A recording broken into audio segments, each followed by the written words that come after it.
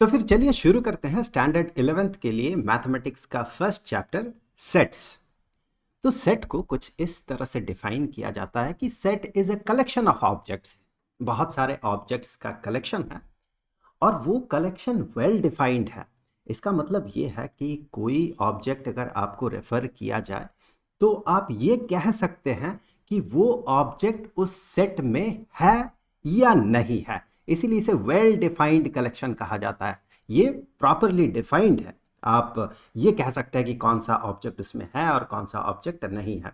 For example, अगर मान ले सेट ऑफ इवन नंबर्स, एक सेट ऐसा है जो कि इवन नंबर्स का सेट है, उसके कलेक्शन में, उस कलेक्शन में सिर्फ इवन नंबर्स है, और आपसे कहा जाए कि फोर, चार नंबर फोर उस कलेक्शन में या उस सेट में है या नहीं, तो आप कह सकते हैं कि हाँ भाई, फोर इवन नंबर है, उसके डेफिनेशन को फुलफिल कर रहा है, उसके प्रॉपर्टी को फुलफिल कर रहा है, तो फोर उस कलेक्शन में रहेगा। अगर आपसे कहा जाए थ्री, तो आप डेफिनेटली ये कह सकते हैं कि वो थ्री या नंबर थ्री उस सेट में नहीं रहेगा, क्योंकि वो सेट इवन नंबर्स का सेट है, मतलब इवन नंबर्स का कलेक्शन है। तो इस तरह से जब collection of objects well defined हो, प्रॉपरली डिफाइंड हो, हम कह सकते हैं कि कोई ऑब्जेक्ट उसमें है या नहीं, हम ये डिसाइड कर सकते हैं। तो वैसे केसेस में उस कलेक्शन ऑफ ऑब्जेक्ट्स को सेट कहा जाता है। कुछ एग्जांपल्स देख लेते हैं। Collection of all books in your book shelf, आपके बुक सेल्फ में जो किताबें हैं उसका सेट। तो अगर कोई किताब आपको रेफर किया जाए तो आप ये डेफिनेटली कह सकते हैं कि वो किताब आपके बुक सेल्फ में है या नहीं, यानी कि उस सेट में है या नहीं, या उस कलेक्शन में है या नहीं। इसीलिए इस कलेक्शन को सेट कहा जाएगा। ये प्रॉपरली डिफाइंड है। The collection of all boys in your class, उसी सेम लॉजिक से हम कह सकते हैं कि ये भी जो कलेक्शन है ये भी सेट है, वेल डिफाइंड कलेक्शन है।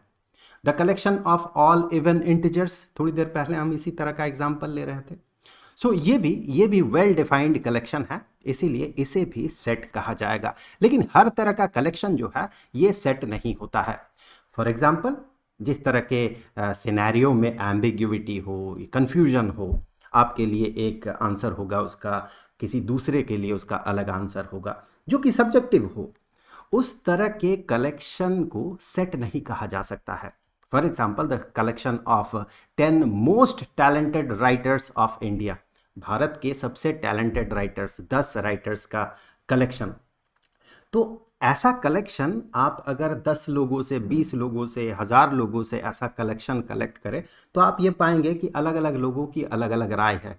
क्योंकि मोस्ट टैलेंटेड जो है, इसे इसे हम ऐसा इस तरह से डिफाइन नहीं कर सकते हैं कि सबके लिए वो बराबर हो, सब उसी उसी नॉर्म को फॉलो कर सके, इस तरह से हम इसे डिफाइन नहीं कर सकते हैं।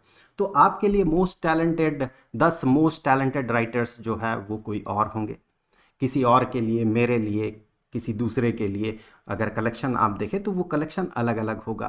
तो इस तरह का जो कलेक्शन है इसे सेट नहीं की कहा जा सकता है, क्योंकि ये जो है ये वेल डिफाइंड नहीं है, और वेल डिफाइंड ना होने के कारण एम्बिग्युइटी क्रिएट होगा, इसीलिए इसे सेट के कैटेगरी में नहीं रखा जाता है।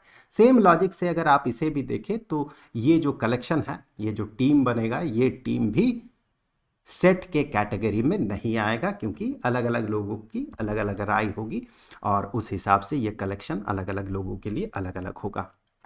जो सेट है, सेट को दो तरीके से, मेनली दो तरीके से रिप्रेजेंट किया जा सकता है। एक तो है रोस्टर या टैबुलर फॉर्म, रोस्टर फॉर्म या टैबुलर फॉर्म एक फॉर्म है ये। दूसरा फॉर्म है set builder form. Roster form जो जो जो ऑब्जेक्ट्स हैं, मान ले कुछ ऑब्जेक्ट्स मिलकर एक एक कलेक्शन बना है, यानी कि सेट बना है, वेल डिफाइंड कलेक्शन है, तो ये सेट है। तो उसे जस्ट लिस्ट, एनलिस्ट कर देना, एक के बाद दूसरा कोमा सेपरेटेड करके अगर आप उसे लिखते हैं उन ऑब्जेक्ट्स को, और इस तरह से कर्ली ब्रैकेट लगा देते हैं, तो इस तरह का जो रिप्रेजेंटेशन होता है इसे रोस्टर फॉर्म या टैबुलर फॉर्म कहा जाता है। थोड़ी देर में हम एग्जाम्पल देखेंगे। और ये जो सेट बिल्डर फॉर्म है, जो भी ऑब्जेक्ट्स है उस सेट में, उनका कॉमन प्रॉपर्टी को वहां पर लिखा जाता है इस फॉर्म में। ताकि उस कॉमन प्रॉपर्टी को देखकर हम जो ऑब्जेक्ट्स या एलिमेंट उस सेट में है उसे हम डिसाइड कर सके। अब रोस्टर फॉर्म को रिप्रेजेंट करने का जो तरीका है उसे एक बार देख लेते हैं। रोस्टर फॉर्म में क्या किया जाता है कि जो कंटेंट है उस सेट का, उस सेट में जो ऑब्जेक्ट्स है, जो एलिमेंट्स है, उन एलिमेंट्स को हमें कोमा से सेपरेट करके लिखना होता है और उसे कर्ली ब्रैकेट के अंदर उसे लिखा जाता है। एग्जाम्पल देखेंगे तो समझ में आ जाएगा। यहाँ पर 3 सेट्स दिया गया है, 1, 2 और 3। इन 3 सेट्स को हम रोस्टर फॉर्म में रिप्रेजेंट करेंगे। तो पहला जो सेट है, देखिए, set of all positive integers. अब इंटीजर क्या है? 1 2 3 4 5 6 7 8 इस तरह का नंबर्स जो है ये इंटीजर्स है। साथ में 0 और नेगेटिव काउंटर पार्ट्स जो है इसका, उसे कंसिडर किया जाता है, उसे एक साथ इंटीजर्स कहा जाता है। मतलब -1, -2, -3, साथ 0, फिर 1 2 3 4, ये सारे का, इन सारे नंबर्स का जो कलेक्शन है इन्हें इंटीजर्स कहा जाता है। तो यहाँ पर कहा गया पॉजिटिव इंटीजर्स, एक ऐसा सेट है जिसमें पॉजिटिव इंटीजर्स है और वो पॉजिटिव इंटीजर्स लेस देन 6 है, 6 से छोटा है। तो पॉजिटिव इंटीजर का सेट, तो हम सबसे पहले तो इन्हें इस तरह के कर्ली ब्रैकेट के अंदर लिखेंगे। सो पॉजिटिव इंटीजर शुरू होगा 1 से, 1 2, कोमा सेपरेट करेंगे कोमा से, 3 4 5। 6 को इंक्लूड नहीं कर सकते हैं क्योंकि लेस देन 6 कहा गया। तो ये जो सेट हमने लिखा, ये सेट इसको फुलफिल कर रहा है। मतलब ये वाला सेट हमने इस तरह से लिखा, ये रोस्टर फॉर्म है। कर्ली ब्रैकेट के अंदर सारे एलिमेंट्स को लिखा गया। इस सेट के अंदर 5 एलिमेंट्स हैं, 1 2 3 4 एंड 5। उन्हें लिखा गया कर्ली ब्रैकेट के अंदर और उन्हें कोमा से सेपरेट किया गया। अब देखिए next, set of all multiples of 3। All multiples of 3, तो पहला 3 का मल्टीपल 3 खुद होगा, 3 × 1।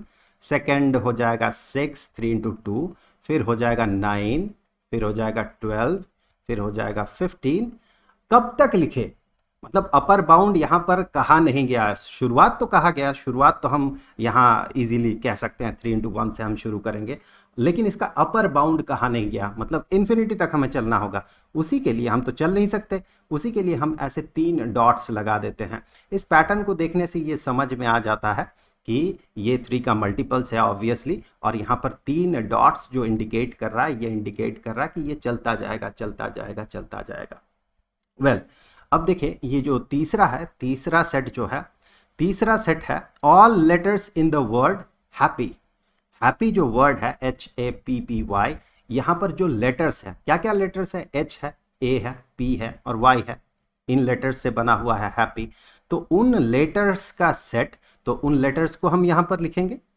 किस किस लेटर से बना हुआ है ये सेट? तो ये H से बना हुआ है, इस सेट में A है, इस सेट में P है, इस सेट में Y है।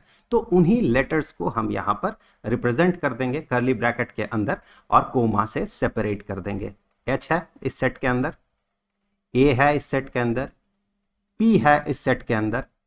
फिर से P लिखने की ज़रूरत नहीं है।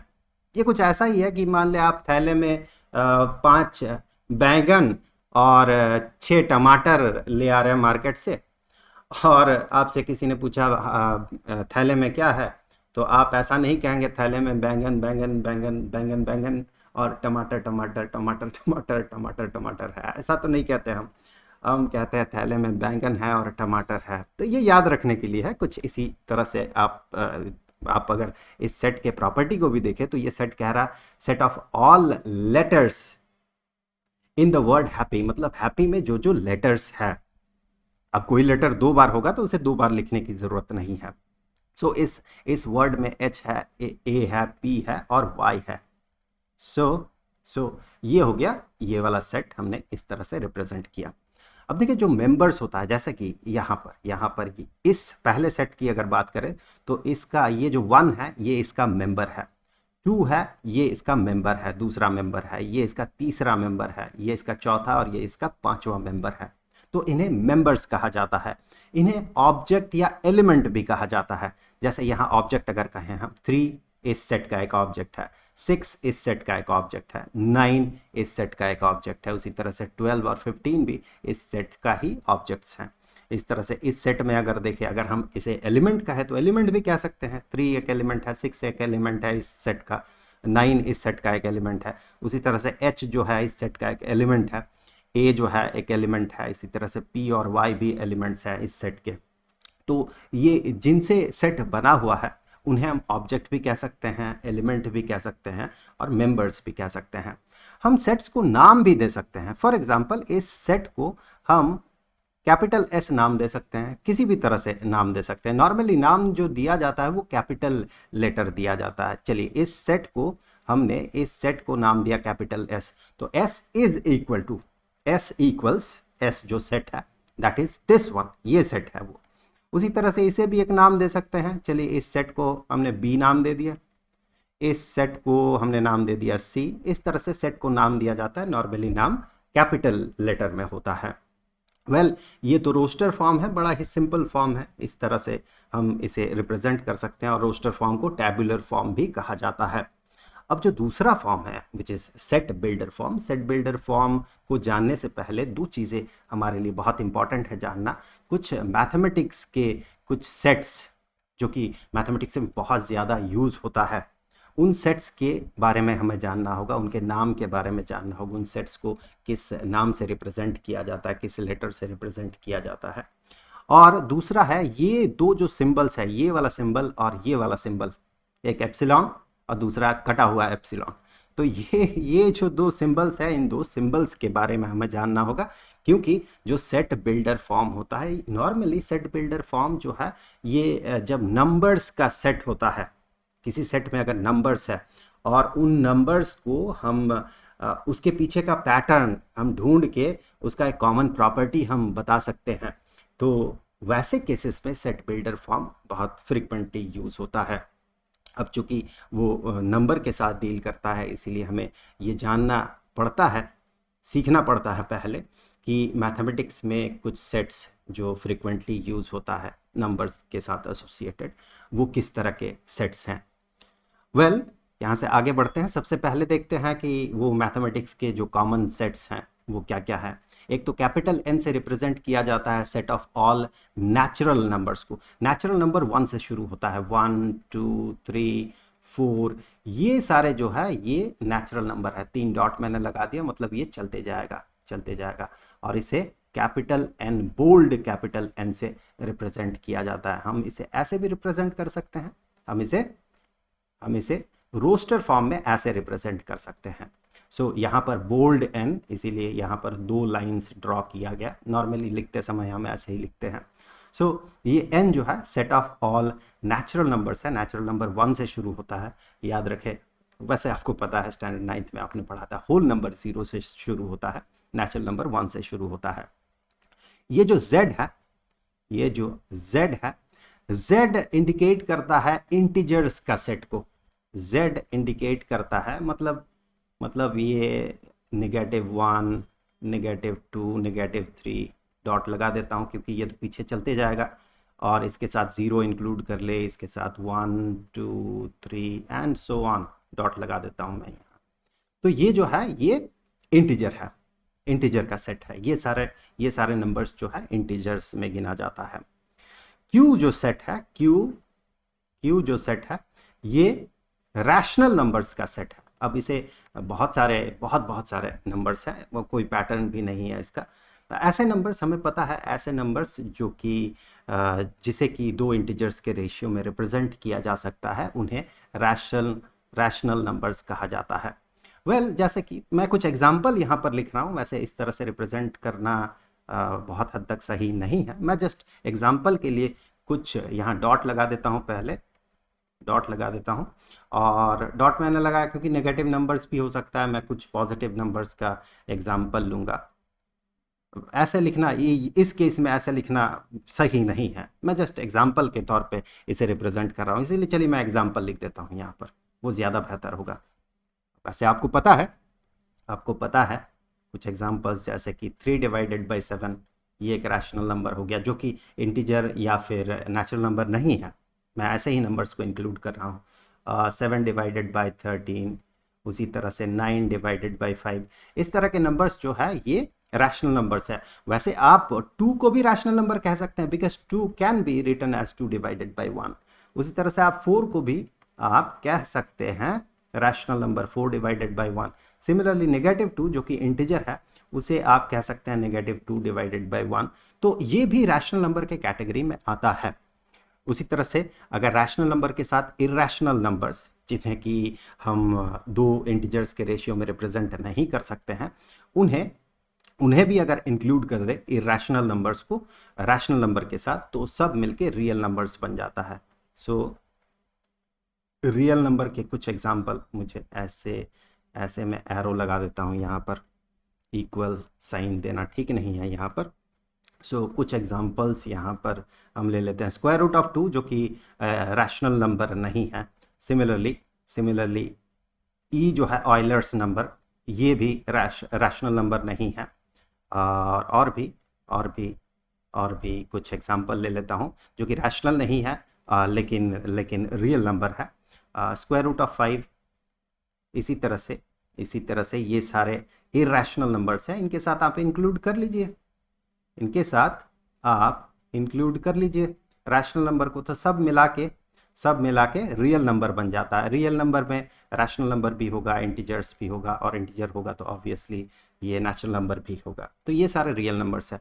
और यहाँ पर अगर प्लस साइन अपेंड कर दिया जाता है, सुपरस्क्रिप्ट में प्लस साइन अपेंड कर दिया जाता है, तो वो इंडिकेट करता है पॉजिटिव नंबर्स को।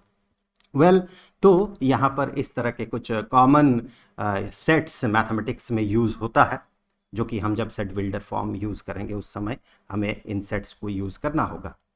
और यहाँ पर ये जो एप्सिलॉन है, ये इंडिकेट करता है बिलोंग्स टू, मतलब कोई ऑब्जेक्ट किसी सेट में है या नहीं है, उसके लिए हम इसे इस तरह से, इस सिंबल से रिप्रेजेंट करते हैं। अगर वो होगा तो ये वाला सिंबल यूज़ किया जाता है, अगर वो नहीं है तो ये वाला सिंबल यूज़ किया जाता है। मैं यहाँ से एक छोटा सा एग्जांपल ले लेता हूँ।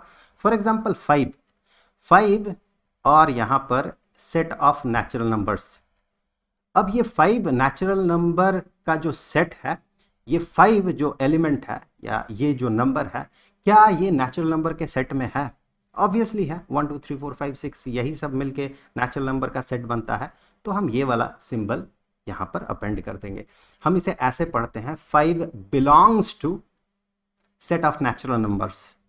उसी तरह से अगर -2, क्या ये नेचुरल नंबर के सेट में आता है, बिलोंग करता है उसमें? तो ऑब्वियसली -2 नेचुरल नंबर के सेट में नहीं आता है।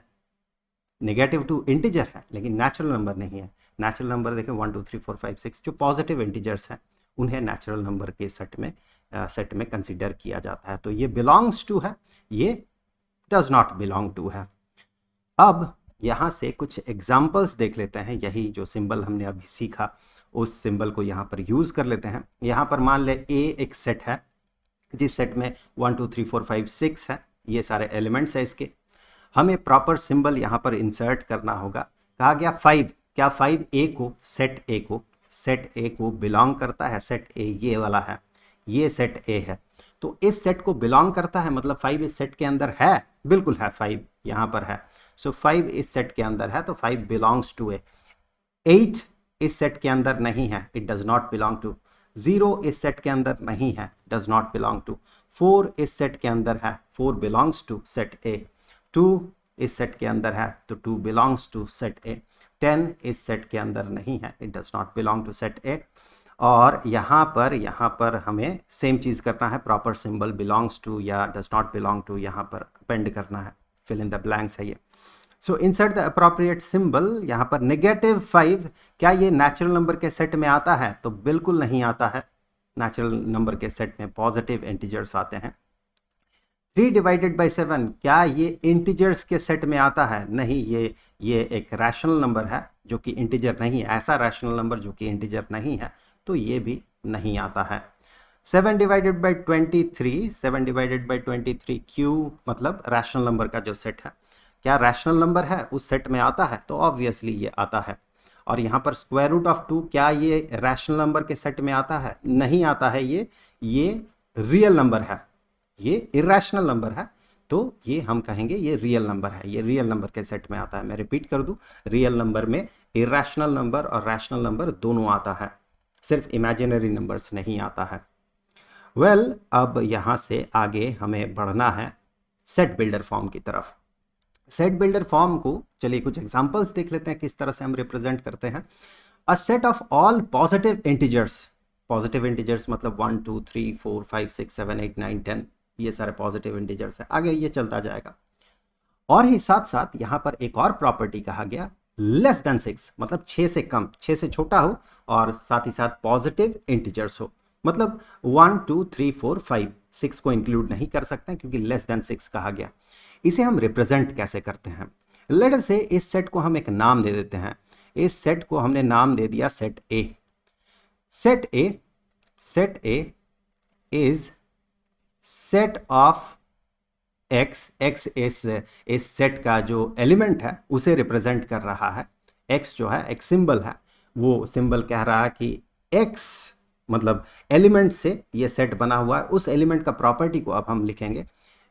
एलिमेंट का नाम हमने कहा एक्स है। एक्स में कैसा प्रॉपर्टी है? सच दैट ये जो सिंबल है, कोलोन वाला सिंबल है, ये कहता है सच दैट। तो हम पढ़ेंगे ए जो है एक्स से बना हुआ है, ऐसा कि एक्स का प्रॉपर्टी अब हम लिखेंगे। सो एक्स का जो प्रॉपर्टी है ये है एक्स बिलोंग्स टू इंटीजर, मतलब z पॉजिटिव इंटीजर, तो प्लस लगा देंगे यहां पर। सो ए सेट जो है ये एलिमेंट x से बना हुआ है सच दैट कि x का प्रॉपर्टी अब हम लिख रहे हैं।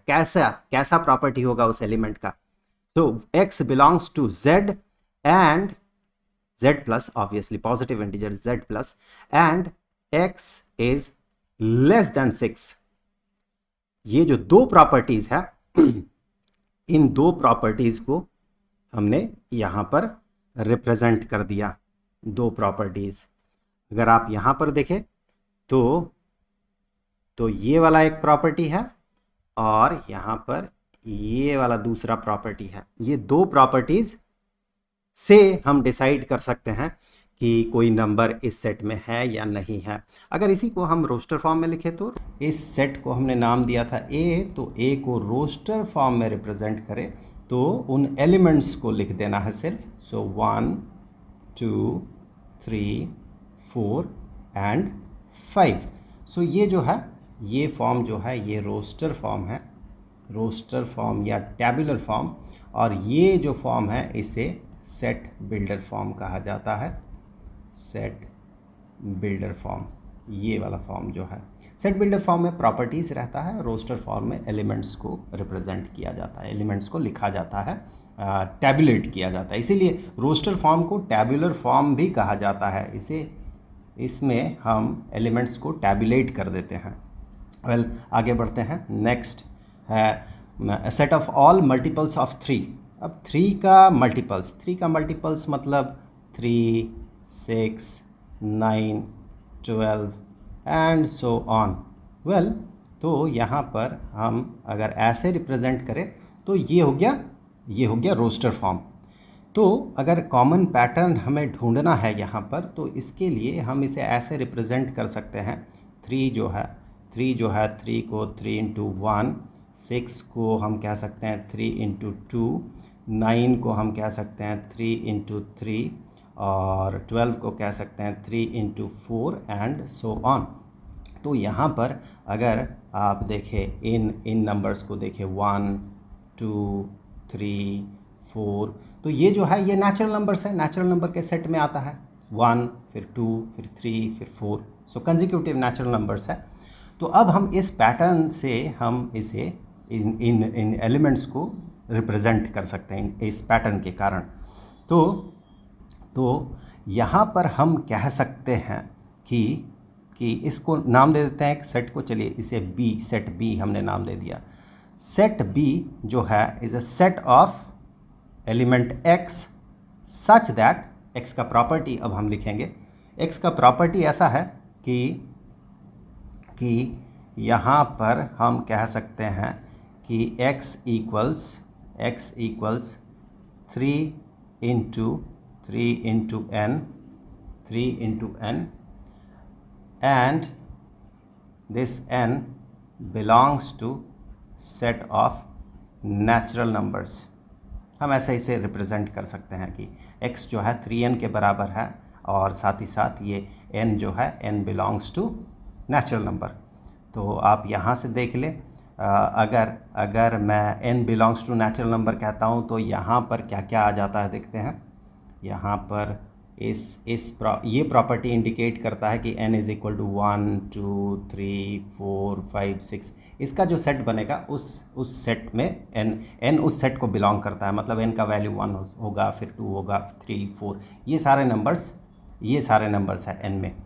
और x जो है, x से ये b सेट बना हुआ है, b सेट का x जो है एक एलिमेंट है, और उन एलिमेंट्स का प्रॉपर्टी हमने यहाँ पर रिप्रेजेंट किया है such that x is equal to 3 into n। अब n में आएगा 1, n में आएगा 2, n में आएगा 3, सो 3 के साथ उसे मल्टीप्लाई करें तो हमें 3 का मल्टीपल्स मिलेगा। सो इस तरह से इसे रिप्रेजेंट किया जाता है।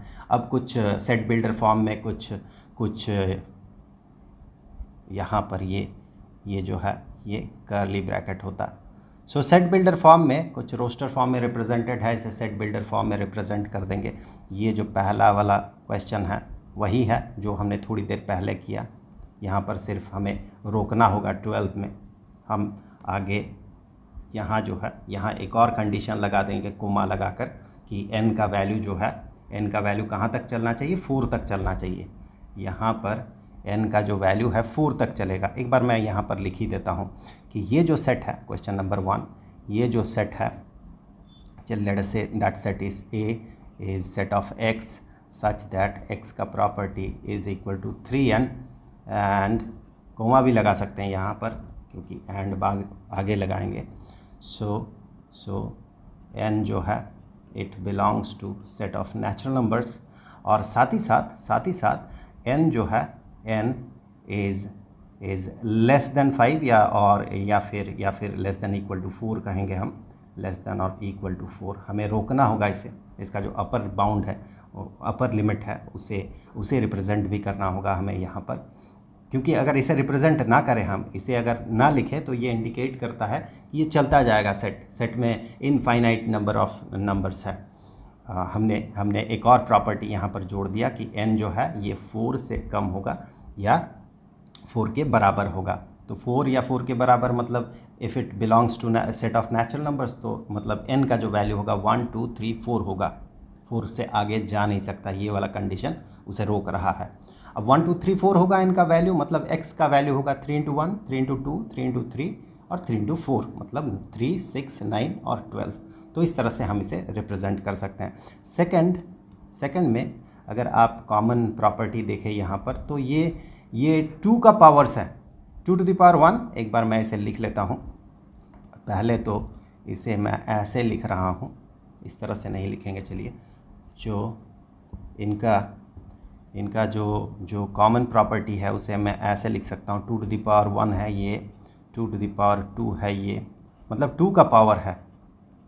इसका कॉमन प्रॉपर्टी यही है कि ये 2 का पावर है, 2 टू द पावर 5।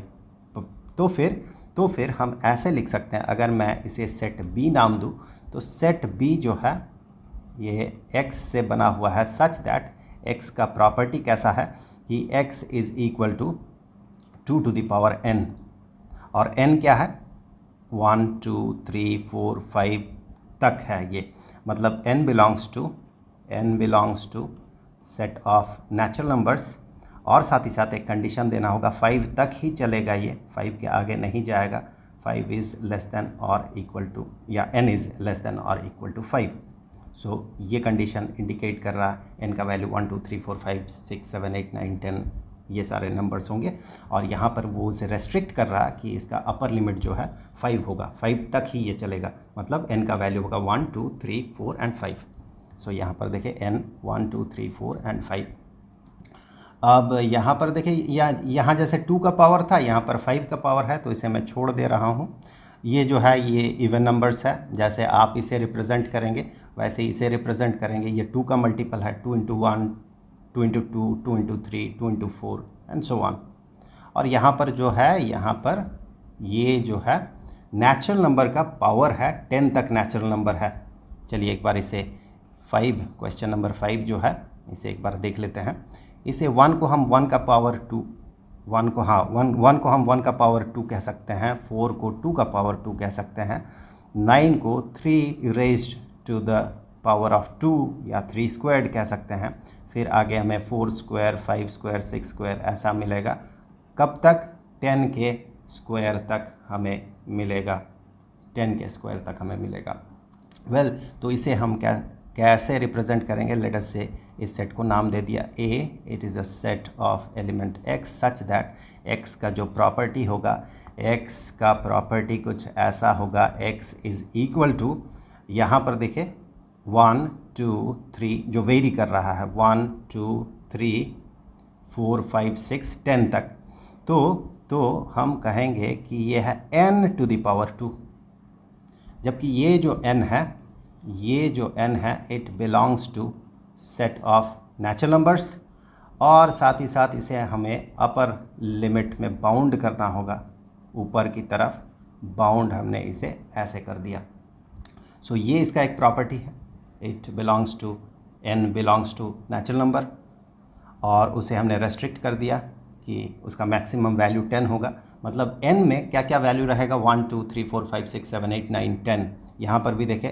और x जो है, जो कि एलिमेंट है इस सेट का, वो है n टू द पावर 2, मतलब 1 to the power 2, 2 to the power 2, 3 to the power 2, 4 to the power 2, यहाँ ऐसे करते करते 10 टू द पावर 2 तक, मतलब ये इसे रिप्रेजेंट कर रहा है।